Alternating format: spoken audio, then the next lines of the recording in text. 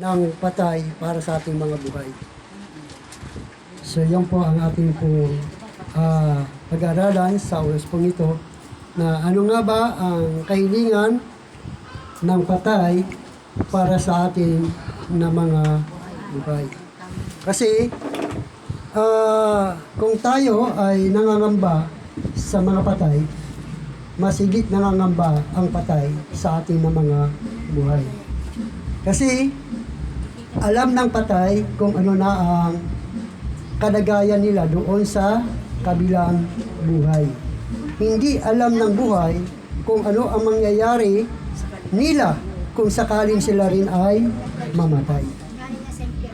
Na kaya hanggat buhay po tayo, dapat alam natin kung ano nga ba ang kahilingan ng ating mga kamag-anak na namatay na.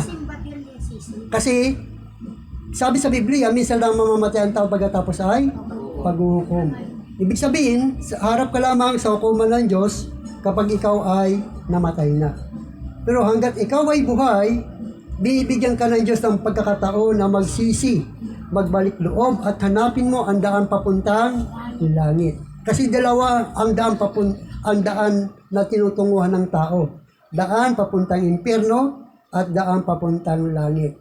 Ang daan papuntang langit, ang sabi ni Jesus Christ, pumasok kayo sa makipot na daan sapagkat maluwang ang daan patungo sa kapamakan at ito ang dinaraanan ng marami. Ngunit makipot ang daan papunta sa buhay na walang hanggan at kakaunti lang ang nakakasumpong nito. Kakaunti lang. Yun ang sinasabi ng ating Panginoon. Na marami ang pumupunta doon sa daan papuntang impyerno kaysa daan papuntang langit. Kaya dito sa atin, bilangin natin, ilan lang ba tayo rito? Lumabas ka. Napakarami. No? Napakarami ang hindi nagdilingkod sa Diyos kaysa nagdilingkod sa Panginoon. So doon ay sila binibigyan pa sila ng pagkakataon ng Diyos na makilala nila ang Diyos. Matatapos lang ang pagkakataon ng Diyos sa kanila kapag sila ay nalagutan na ng hininga. Kasi sabi doon sa Hebrews chapter 9 verse 27, itinakda sa mga tao na minsan lamang mamatay at pagkatapos ay paghuhukom. Sa 2 Corinthians chapter 5 verse 10, sapagkat lahat tayo haharap sa hukuman ni Kristo at tatanggap na nararapat ayon sa ating mga ginawa, mabuti man o masama, nang tayo'y nabubuhay pa sa daigdig na ito. So doon ay ipakikita ng Diyos kung ano ang yung ginagawa nung ikaw ay buhay pa. Mabuti man daw ito o masama. Tatanggap ka ng kung ano man yung nararapat mong tanggapin. Putong ng buhay o putong ng walang hanggang pagdurusa. At bago yan, tayo muna ay manalangin. Sa oras pong ito, Diyos, kami po ay humingi sa iyo ng gabay at patnubay. Dalangin namin, Panginoon, na samahan niyo po kami sa aming pong gawain. Lalo-lalo na, Panginoon, sa inyong pong mga salita na aming pong mapapakinggan. Nawa ito'y maintindihan po namin at maunawaan namin ang mga bagay na ito, O Diyos. Sapagat alam po namin, Lord, na wala pong imposible sa iyo, Panginoon. Kaya samahan niyo po kami na ang mga salitang ito ay tumimo sa aming puso't isipan kung paano ka namin mapaglingkuran habang kami ay nabubuhay sa mundong ito, Lord. Purihin ka, dakilain ka ng batsa sa amin na ito sa pangalan ni Jesus. Amen. So dito ay sinasabi ng Biblia na haharap ang tao sa Diyos kapag siya ay namatay na. Pero hanggat buhay po siya, bibigyan siya ng pagkakataon ng Diyos na magsisi ng kanyang mga kasalanan at magbalik loob sa Diyos. Sapagat hindi nais ng Diyos na tayo ay mapahamak. Bakit? Sapagat ang sabi niya, gayon na lamang ang pag-ibig ng Diyos sa sanlibutan, kay binigyan niya kanyang bugtong na anak upang ang sinumang sumampalataya sa Kanya ay hindi mapahamak, kundi magkaroon ng buhay na walang hanggan. So yun ang pangako ng Diyos sa atin. So ang ating mensahe ngayon, ano nga ba ang kahilingan ng mga patay patungkol sa ating mga buhay. So dito ay makikita natin sa Lucas chapter 16 verse 19 hanggang 31, makikita natin dito yung kahilingan ng patay para sa atin na mga buhay. Ito ang sinasabi ng Biblia. Sa Lucas chapter 16 verse 19 hanggang 31, may isang mayaman laging nagdaramit ng mamahalin at saganang-sagana sa pagkain araw-araw. May isa namang pulubing nagngangalang Lazaro na tagtad ng sugat sa katawan at nakahiga sa may pintuan ng mayaman. Sa hangad na mapunan man lamang ng mga mumong nahuhulog mula sa hapag ng mayaman, at doon nilalapitan siya ng mga aso at dinidilaan ang kanyang mga sugat. Namatay ang pulubi at dinala ng mga anghel sa piling ni Abraham sa langit. Bilang isang parangal, namatay rin ang mayaman at inilibing sa gitna ng kanyang pagdurusa sa daigdig ng mga patay. Natanaw ng mayaman si Lazaro sa piling ni Abraham. Kaya't sumigaw siya, "Amang Abraham, mahabag po kayo sa akin. Utusan po ninyo si Lazaro na isawsaw sa tubig ang dulo ng kanyang daliri at basain ang aking dila dahil ako'y naghihirap sa apoy nito." Ngunit sinabi sa kanya ni Abraham, "Anak, alalahanin mo, nagpasasa ka sa buhay nung ikaw ay nasa lupa." At si Lazaro naman ay nagtiis ng kahirapan. Subalit ngayon, maligaya siya rito. Samantalang ikaw namay nagdurusa riyan. Bukod dito, may malaking bangin sa pagitan natin. Kaya't ang mga narito ay hindi makapunta diyan. At ang mga nariyan ay hindi makapunta rito. Ngunit sinabi ng mayaman, "Kung gayon po, Amang Abraham, ipinakikiusap ko pong papuntahin na lamang ninyo si Lazaro sa bahay ng aking ama, sa aking 5 kapatid na lalaki. Suguin po ninyo siya upang sila'y bigyan babala upang hindi sila humantong sa dakong ito ng pagdurusa." Ngunit sinabi sa kanya ni Abraham, "Nasa kanila ang mga sinulat ni Moises at ng mga propeta. Iyon ang kanilang sundin." Sumagot ang mayaman, "Hindi po sapat ang mga iyon. Ngunit kung may magpakita sa kanila ang isang patay na muling nabuhay, magsisisi sila, tatalikuran ang kanilang mga kasalanan." Sinabi naman sa kanya ni Abraham, "Kung ayaw nila sundin ang mga sinulat ni Moises at ng mga propeta, kahit ang isang patay na muling nabuhay, hindi nito paniniwalaan." So doon ay sinabi ng mayaman ang kanyang kahilingan. Anong kahilingan niya? Papuntahin, utusan ninyo si Lazaro sa bahay ng aking ama, sapagkat mayroon akong 5 kapatid na lalaki. Nag-alala siya kapag namatay ang kanyang 5 kapatid na lalaki, baka doon din siya pupunta, doon sa kanyang kinaroroonan. Ayaw niya na mangyari ang kanyang 5 kapatid na lalaki na pupunta doon sa kanyang kinaroroonan. Kaya ang kanyang kahilingan, papuntahin si Lazaro sa bahay ng kanyang 5 kapatid upang sila'y bigyan ng babala. Dahil alam ng mayaman kung ano ang ginagawa niya, ang siya ring ginagawa ng kanyang 5 kapatid. Amen. Alam niya. Dahil kung anong puno, ang siyang bunga. Kaya, ang kahilingan ng mayaman, ng patay, huwag kayong mapahamak. Huwag kayong mapunta sa apoy ng impyerno. Ngayon, sino ba yung pupunta sa impyerno na dapat bigyan sila ng babala? Sino yung pupunta sa impyerno? Ito yun, mga pupunta sa impyerno. Doon sa Pahayag chapter 21 verse 8, kung sino yung pupunta sa apoy ng impyerno. Kung kaya kailangan nila mabigyan ng babala para huminto sila doon sa kanilang ginagawa. Ganito sinasabi, Sa Pahayag, chapter 21, verse 8. Ganito yung sinasabi. Subalit malagim ang kakasapitan ng mga duwag, ng mga taksil, ng mga nagpapasasa sa kasuklam-suklam na kalayan, mga mamatay tao, mga nakikapid, mga mangkukulam, ng mga sumasamba sa Diyos-Diyusan, at lahat ng mga sinungaling, ang magiging bahagi nila sa lawa ng nagliliyab na supri. Ito ang pangalawang kamatayan. Baka ito ang ginagawa ng mga kamag-anak natin bago sila namatay. Sumasamba sila sa mga ribulto, sa mga Diyos-Diyusan.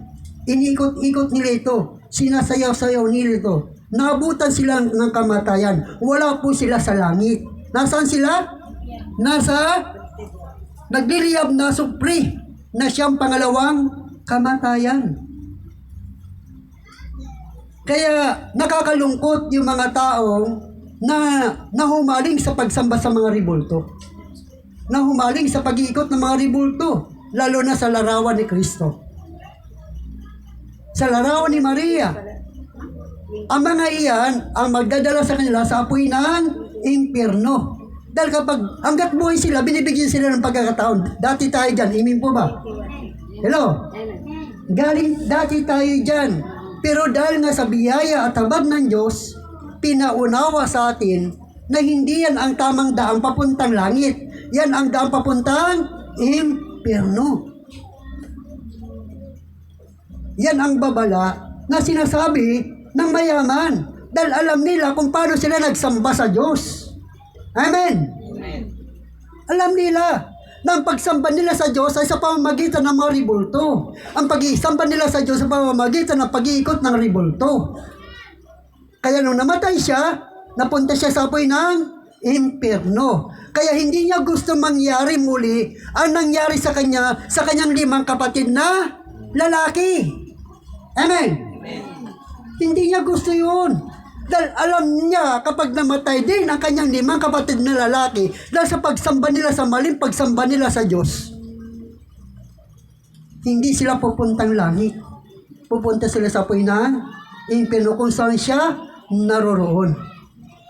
Ganyan dati ang ating mga magulang, ang ating mga kapatid. Ngunit salamat, amen, napakinggan natin ang babala mula sa mga lingkod ng Diyos. Sabi ni Abraham na sa kanila na mga sinulat ni Moses at ng mga propeta, paniwalaan nila yon. Kasi kung hindi mo ito paniniwalaan na sinasabi ng Biblia, yung mga sumasamba sa Diyos-Diyosan at lahat ng mga sinungaling, ang magiging bahagi nila sa lawa na nagliliyab na supre, ito ang pangalawang kamatayan. Kaya kawawa yung mga taong namatay sa pag-iikot ng ribulto, namatay sa pagsasamba ng ribulto, namatay sa mga paglalagay ng sampagita sa ribulto. Naglalagay ng pagkain sa mga ribulto. Kawawa yan sila kapag namatay. Dahil hindi sila pupunta ng langit. Amen?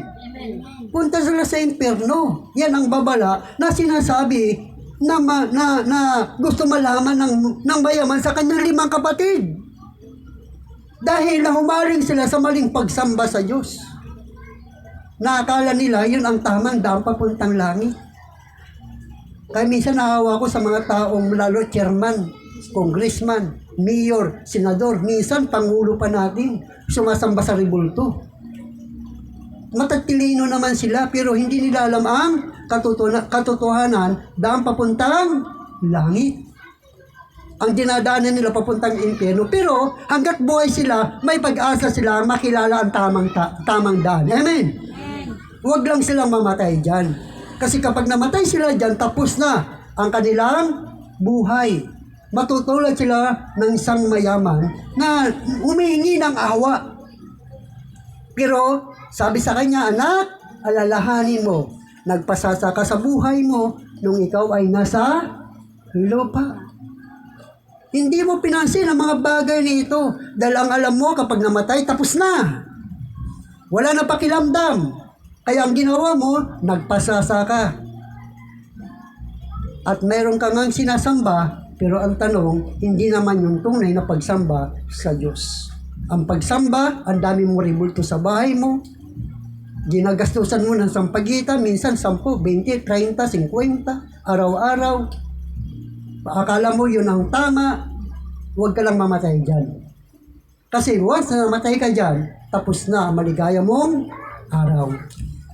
Hindi ka pupunta sa langit. Ikaw ay pupunta sa apoy ng impyerno. Ganito ang sinasabi sa Galatians chapter 5 verse 19. 1 Corinthians chapter 9 verse 9 hanggang chapter 6 verse 9. Babasahin lang po natin yung sinabi ni Abraham. Nasa kanila na ang mga sinulat ni Moises at ng mga propeta. Pakinggan nilang mga iyon. Dahil kung hindi mo ito papaniniwalaan at nagpatuloy ka dyan, sigurado ka. Babasahin po natin ang Biblia.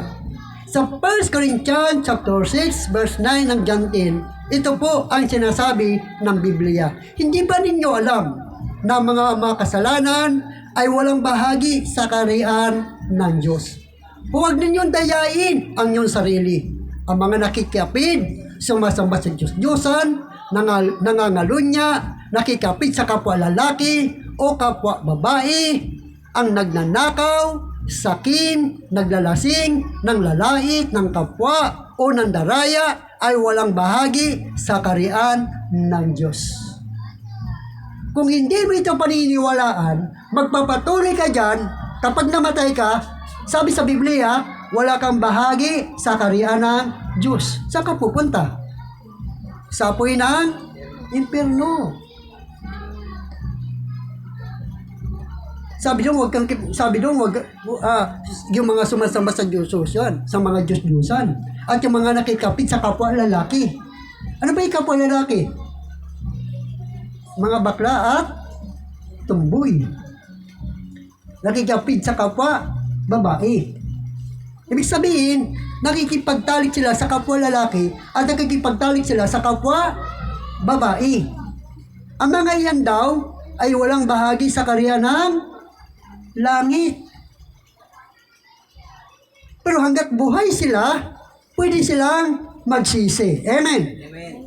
Pwede sila magsisi. Huwag lang silang mamatay dyan. Kaya hindi natin sila hinuhusgahan. Dahil buhay pa sila. Mahuhusgahan lang natin isang tao kapag namatay na.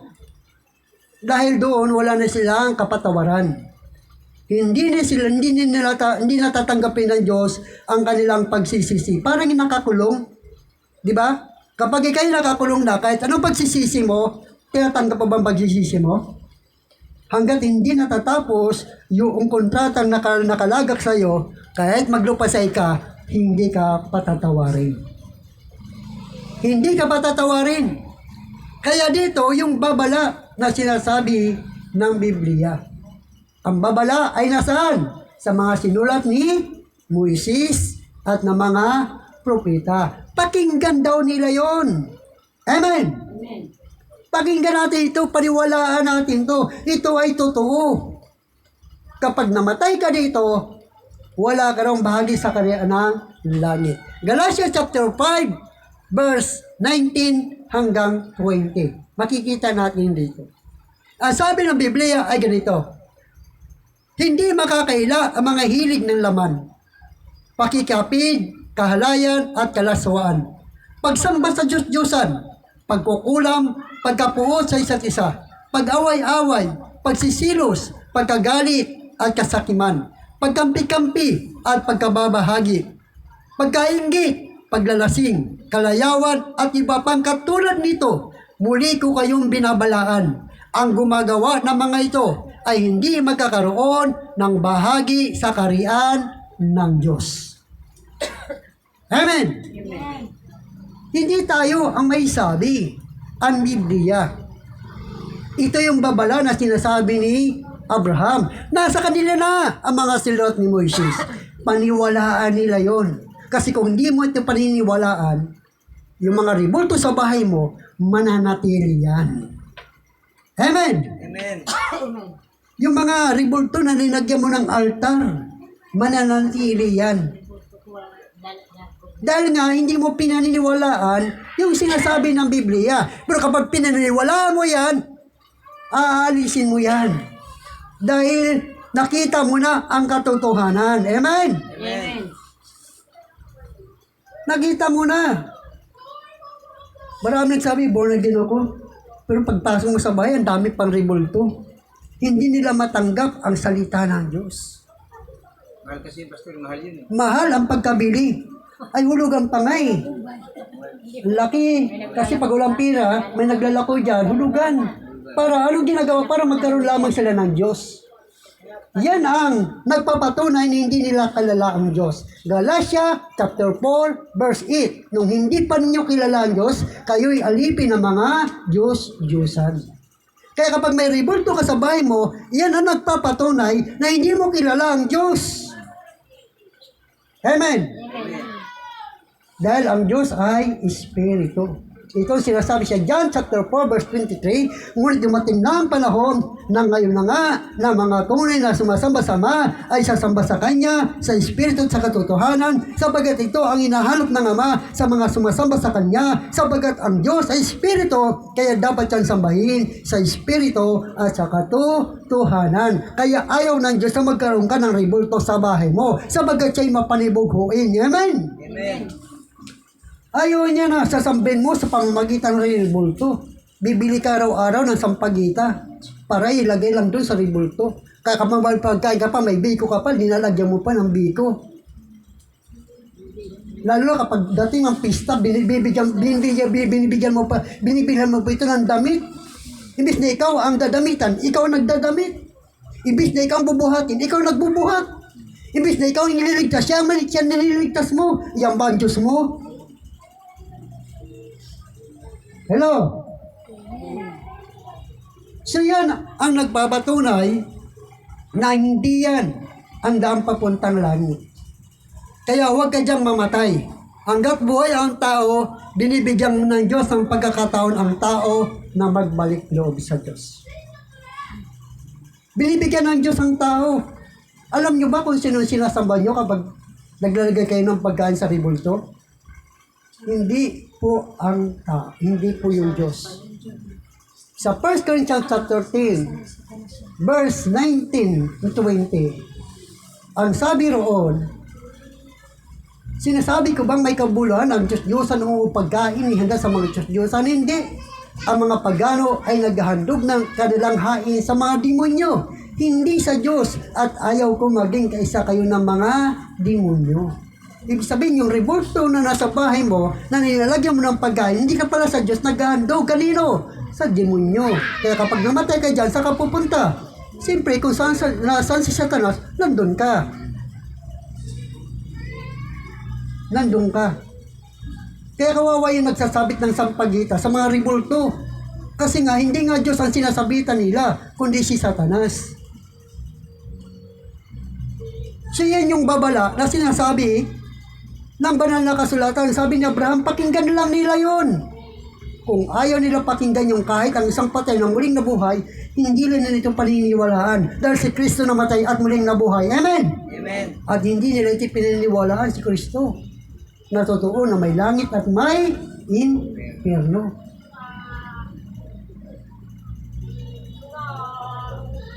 Kaya doon ay sinasabi ng Biblia, yung daan papuntang impyerno.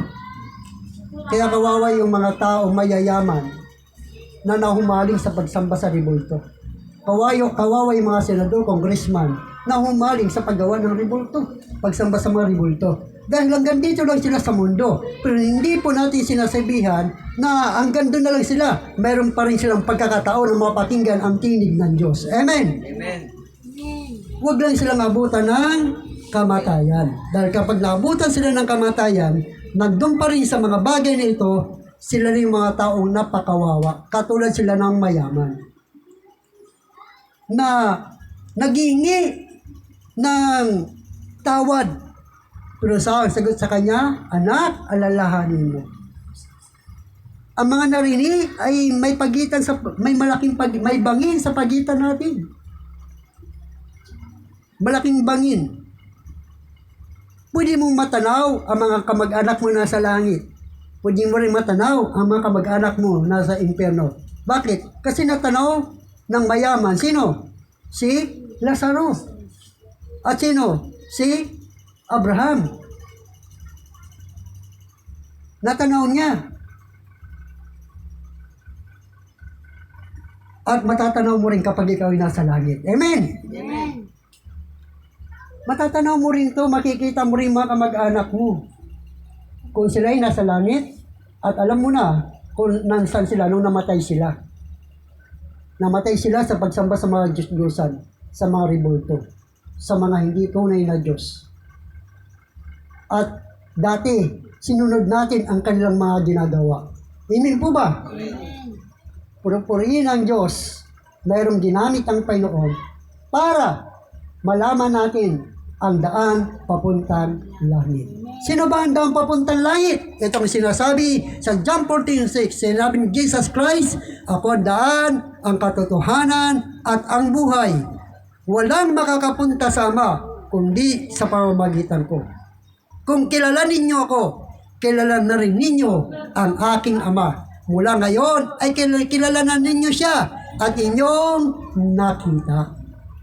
Kaya kapag ikaw'y sumasampalataya kay Kristo, naglilingkod ka kay Kristo, alam mo ang daan papuntang langit. May tinanong ako niyan, kapatid, alam niyo ba ang daan papuntang langit? Ang sagot niya, alam mo ang sagot niya?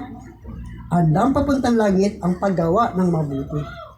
Pag gumagawa ka ng mabuti, makakarating ka sa langit. Pero ang sagot ko sa kanya, hindi yan ang daan papuntang langit. Ang daan papuntang langit, yung pananampalataya mo lamang kay Kristo. Sabi sa Biblia, hindi ito sa pamamagitan ng iyong mga mabubuting gawa, kundi ito sa pamamagitan at habag ng Diyos sa pamamagitan ng pananalig at panampalataya kay Kristo, upang walang maipagmamalaki ang sinuman. Kaya ang daan papunta langit, hindi pa sa mabubuting gawa. Kung sa mabubuting gawa ang daan papuntang langit, talo tayo ng mga mayayaman. Talo tayo ng mga mayor, talo tayo ng mga congressman, talo tayo ng mga kapitan, mga kagawad. Dahil pwede silang gumawa ng mabuti sa pamamagitan ng pira, pamimigay. Dahil yun ang nalalaman ng tamang daan papuntang langit. Pero hindi yan. Dahil ang sabi sa Biblia, ang buhay na walang hanggan ay hindi kayang bayaran ni naman. Mapasayo man ang kayamanan sa buong sanlibutan, pero hindi yan sapat para mabayaran mo ang buhay na walang hanggan. Dahil ibinibigay lamang ito ng kusang loob na hindi wala itong bayad. Ang tawag nito ay priceless. Walang katumbas. Walang katumbas na halaga para mabayaran mo ito. Ang kailangan mo lang, ang magsisi ng mga kasalanan, balik loob sa Diyos, tanggapin si Kristo bilang Panginoon at sariling tagapagligtas ng iyong buhay. At maglingkod ka sa Kanya habang ikaw ay nabubuhay. Lifetime po ang paglilingkod natin kay Kristo. Matatapos ang paglilingkod mo kay Kristo kapag namatay ka na sa mundong ito. Dahil ang linggo, hindi yan natatapos sa buhay. Natatapos lang yan sa mga patay. Amen? Amen. Hindi yan natatapos.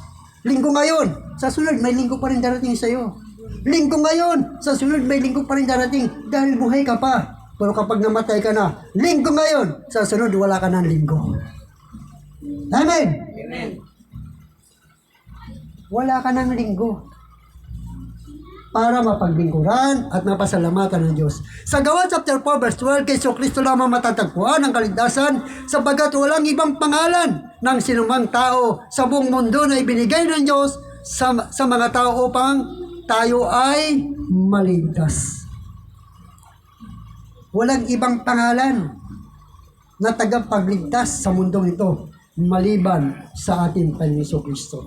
Sa John chapter 3 verse 16 hanggang 17, sapagkat kayo na lamang ang pag-ibig ng Diyos sa sanlibutan, sa sangkatauhan, kaya binigay niya ang kanya kay sa isang anak, upang ang sinuman sumampalataya sa Kanya ay hindi mapahamak kundi magkaroon ng buhay na walang hanggan. Isinugo ng Diyos ang Kanyang anak hindi upang hatulan, maparusahan ng mga tao, kundi upang iligtas ang mga ito sa pamamagitan niya. Kaya kay Kristo lamang matatagpuan ang kaligtasan. Walang ibang tagapagligtas sa mundong ito. Sa Kanya lamang. Kaya kung gusto natin makamtan ang buhay na walang hanggan, Itapon na natin ang mga revoltong iniingatan natin na nabili mo. Kahit gaano kamahal yan. Kahit gaano kamahal yan. Huwag mong itapon mo yan. Huwag mong ipamigay. Baka ikaw pang maging daan ng kanilang kasalanan. Kung maaari lang, isuko nyo sa mga pastor. Nung ako noon, nung nagpapastor, ang dami nagsuko ng kanilang mga revolto. Isinuko nila ang mga revoltong iniingatan nila. At naglingkod sila sa tunay na Diyos. Dahil nalaman nila ang totoong paglilingkod sa Panginoon. Kaya hanggat buhay ang tao, ay mayroong pag-asa. So dito po ko magtatapos. Sa 1 John chapter 5 verse 11 hanggang 13, ganito ang sinasabi. Ito ang patotoo. Ipinagkaloob sa atin ng Diyos ang buhay na walang hanggan. At ito'y makakamtan natin sa pamamagitan ng kanyang anak. Ang sinumang pinanahanan ng anak ng Diyos ay may buhay na walang hanggan. Ngunit ang hindi pinanahanan ng anak ng Diyos ay hindi makakaranas ng buhay na walang hanggan. Isinusulat kito sa inyo upang malaman ninyo na kayong sumasampalataya sa anak ng Diyos ay may buhay na walang hanggan. Ikaw, ako, na sumasampalataya kay Kristo, mayroon tayong buhay na walang hanggan. Kaya kapag tayo nalagpan ng hininga sa mundong ito, 100% mararanasan natin ang pangako ng Diyos na tinatawag na buhay na walang hanggan. Kaya dito, sinasabi ang banal na kasulatan, ang daan papuntang impyerno at ang daan papuntang langit. Anong pipiliin mo? Daan papuntang impyerno o daan papuntang langit? Ang daan papuntang langit ay si Kristo lamang. Si Kristo namatay sa laman at maling nabuhay sa Espiritu. Kaya mapalad ang naniniwala kay Kristo, bagamat hindi niya ito nakita. Mapalad. Kaya purihin ang Diyos, source po nito tayo po imawi. Ay, salamat po.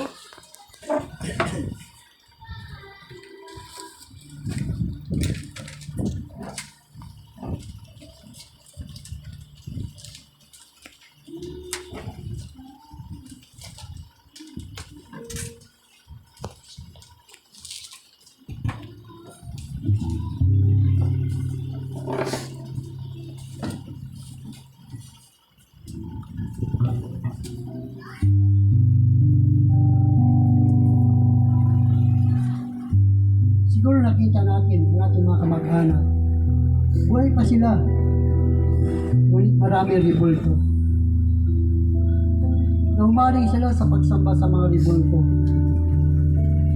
Ikaw na nakakakita at nakakakilala sa Diyos. Kung hindi mo silang bigla ng babala, maniwala man sila o hindi, okay lang. Ang mahalaga, hindi ikaw ang dahilan para napunta ka sa apoy sila napunta sa apoy ng impyerno.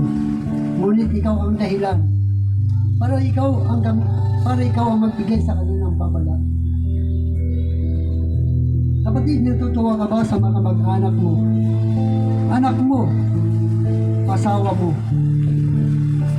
na sila'y nasa impyerno at ika'y nasa langit. Dahil natatakot kang sabihin ang babala sa kanila. Natatakot kang sabihin ang pagsamba sa ribulto ay mali. Ang pagsamba sa ribulto ay papunta sa impyerno. Natatakot kang sabihin ito at hinahayaan mo sila. Narito ang babala. Tayo nakakakilala sa totoong buhay. Sa totoong daan. Binigyan tayo ng bibig ng Diyos para sabihin ang mga bagay nito. At ang sabi niya, huwag kayong matakot. Isinulat ang Biblia para sa pamamagitan mo ay magkaroon ito ng buhay. Magkaroon ito ng sound upang ito ka na lang mapakinggan.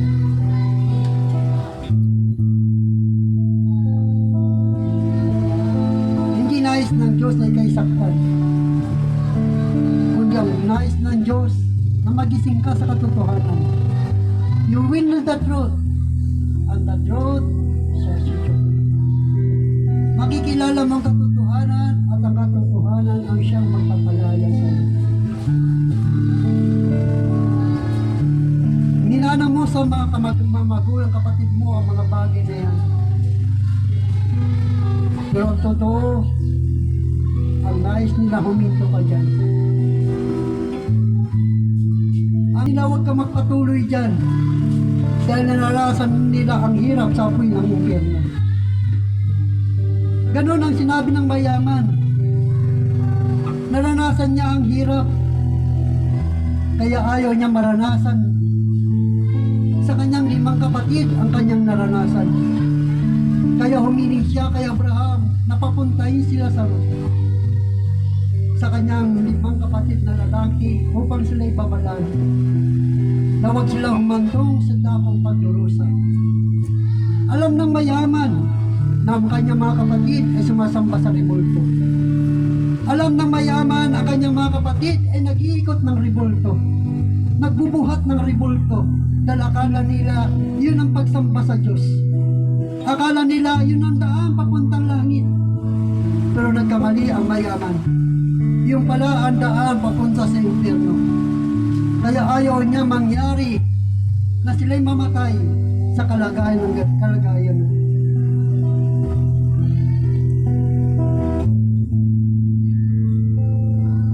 Magkaroon tayo ng habag sa ating mga kapatid, sa ating mga tiyahing tiyuhin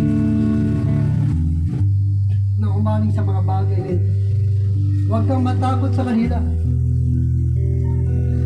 Ang malaga at importante, meron silang napakinggan doon sa mga bagay na narinig mo patungkol sa mga bagay. At alam mo rin ang daang papuntang langit at pwede mo doon sa uling sa kanila. Upang pagdating ng panahon na sila'y mamatay, malagutan ng hininga, hindi ka nila sisisihin, kundi ito ang magiging alaala sa kanilang buhay. Na mayroong tao nagsabi sa kanila patungkol sa mga bagay nila.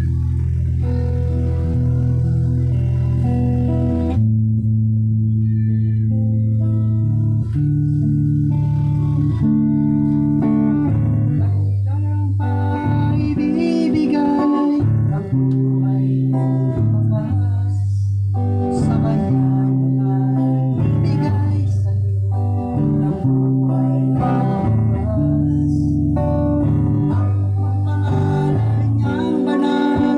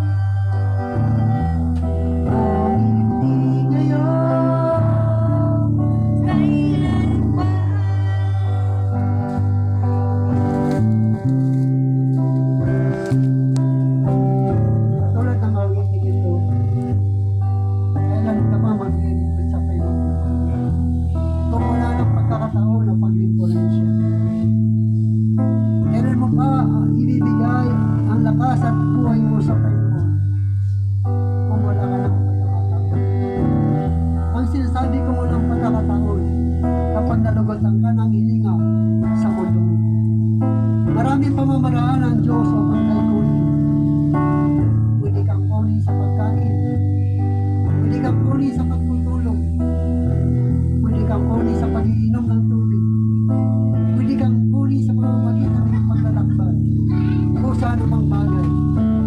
Ang gusto ng Diyos bago mangyari yun, dapat naibigay mo na ang buhay mo sa Kanya.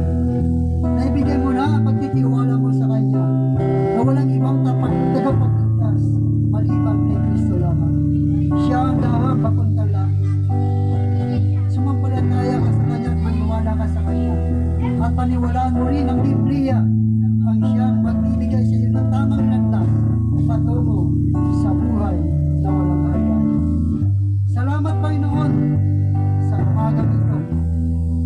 Sapagkat napakinggan po namin ang iyong mga salita patungkol sa mga taong humihingi ng kahilingan upang sa mga taong namatay na humihingi ng kahilingan upang kaming mga buhay ay mabigyan ng lumabala. At napakinggan namin ang mga papalam nito at nalaman namin ito ang daan papuntang impyerno at ang daan papuntang langit ang pananalig at panampalataya namin lamang kay Kristo. Kaya puli ka, napilay ka noon sa amin na rito, samahan muli kami sa lalabing namin gawain sa pangalan ng Ama, ng Anak, at ng Banal na Espiritu Santo, sa pangalan ni Jesus. Amen.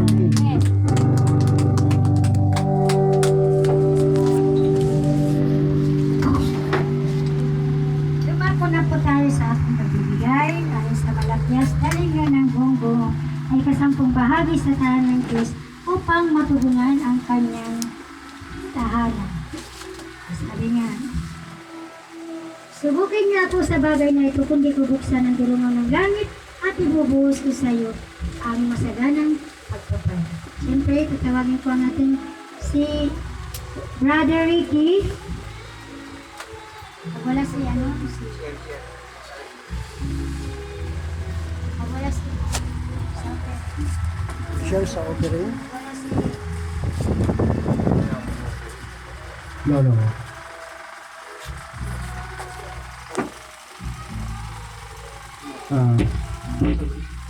Basta ulangan natin ang natin na patungkol sa pagbibigay. Sabi nyo nga po Panginoon